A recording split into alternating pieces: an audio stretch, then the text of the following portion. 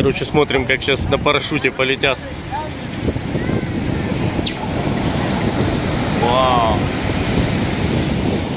Классно! Ну почти как у нас в Андреевке. Да.